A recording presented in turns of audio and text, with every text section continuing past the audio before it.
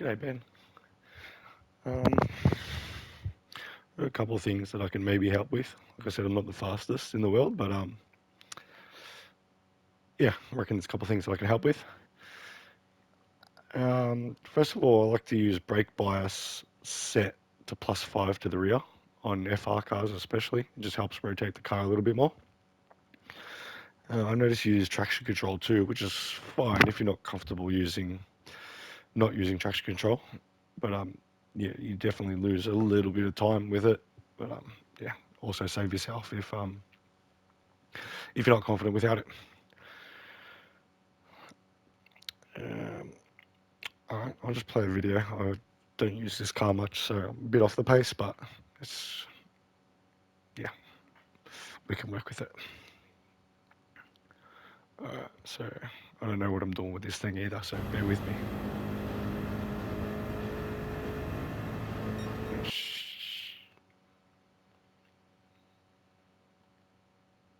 Jesus. So into this one, I don't really use the blue. I just stay on that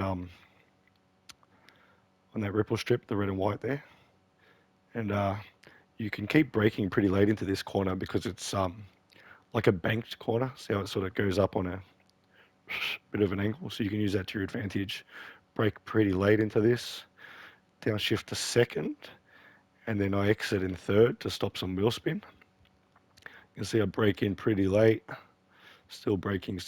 I'm off the brakes there. You can probably brake even a bit more if you brake a bit later. And bang up to third. You don't want to be flat out when you upshift for getting out of corners. A little bit of throttle's all right, but yeah, you don't want to be flat out. Yeah, use all the track, not too much. That sand trap's a motherfucker. Yeah, keep this as straight as possible. And then here, try and use more of the track. See, I'm out there on the ripple strip rather than. Makes a big difference, man. You might not think it does, but you're just opening up that corner a lot more. Third gear, sometimes I use second gear. I can't remember. Yeah, second gear, rotate the car a little bit, back, use a bit of throttle. Yeah, back up to third and back down to second. And I use first gear to rotate the car a bit more here as well into this one, and then bang back up into second for exit. Now this curb, I think I touched the curb a bit here. You don't want to touch too much of this curb because it makes the car bounce, and you can't get on the throttle as quick. So keep as close as you can, but not too much of this curb. You bounce this car and it's easy to overturn the car, or can't get on the throttle as quickly. You use all that outside curb to get as much pace as possible. This one's a big one. It's difficult, but I'm going to stay on the outside here, and you can keep brake in a straight line as much as possible. Straight.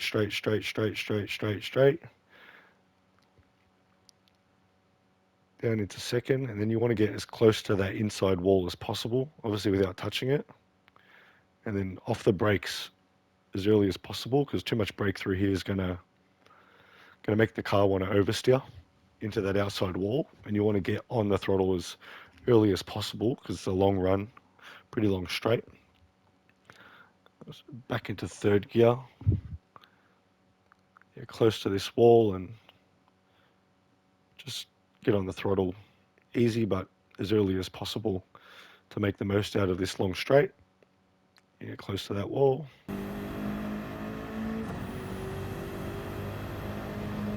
Oh, oops, I'll go back and do that one in real time because it's a pretty important one.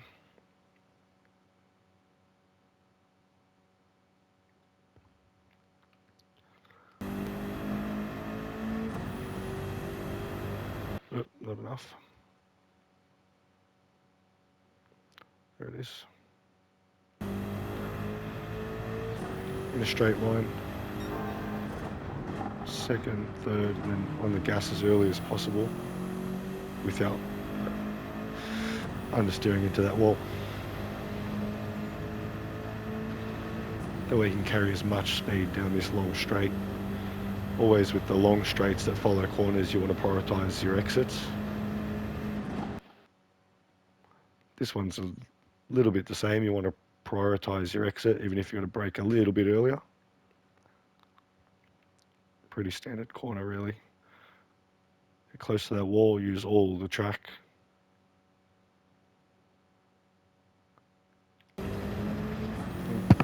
This is another important but difficult one. I'm straight through here, but then you want to get close to this outside wall as possible, so you can give yourself the best chance to carry speed through this corner. Now I keep close as possible to this outside, inside, turn outside.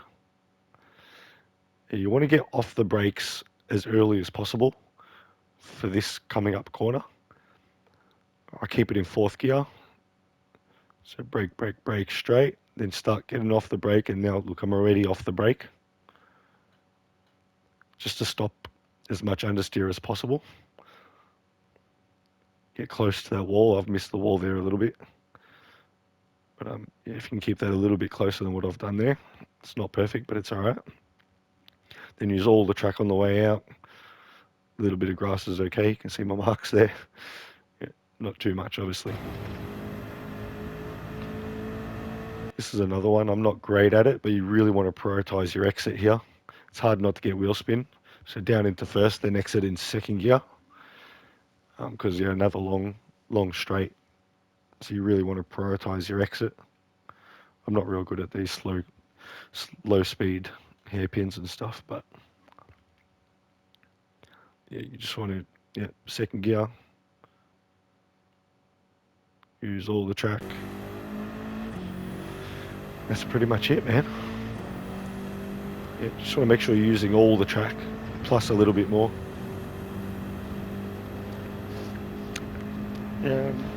Try and get to your outside corners as early as possible. You don't want to swing out and then back in, because that just creates body roll on the car. So you're pushing your center of gravity from one side to the other. If you can be in a straight line on the outside, if that makes sense, you're not pushing your weight to the outside tires. It's a big one that I've learnt. Yeah. Any questions, just ask me, man. Cheers.